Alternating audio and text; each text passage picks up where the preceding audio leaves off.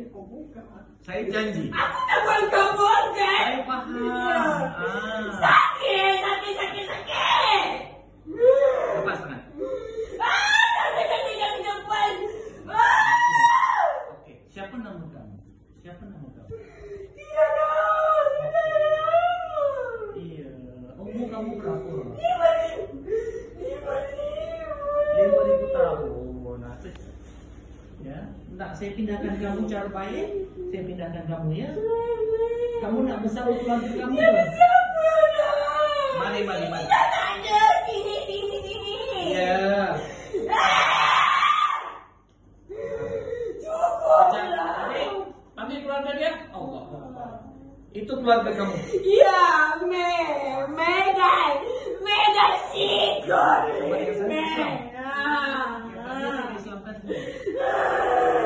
Ya. Kamu nak ikut dia? Nah, tapi tak boleh. Saya boleh kan? Dengan izin Allah. Ya, ikut saya.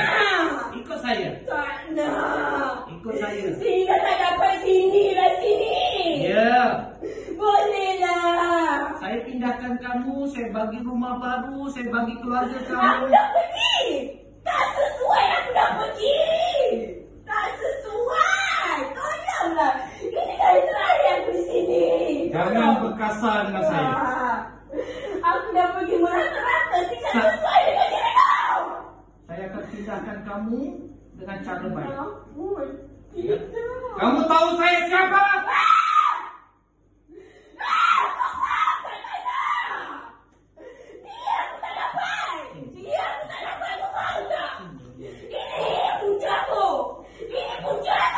Saya akan bantu kamu, ya. Macam mana? Aku tak nak. Saya akan bantu kamu. Ya. Percaya cakap saya. Dengan izin Allah. Pegang tangan saya. Kau nak buat ke mana? Saya tak bunuh kamu. Kau nak buat ke mana? Saya akan pindahkan kamu dengan bangsa kamu. Okey. Tidak. Pandang saya. Saya buka galuh saya. Kamu tengok. Ramai bangsa kamu. Betul? Ya, saya tak nak sakiti kamu. Saya tak nak sakiti. Tak nak. Ya.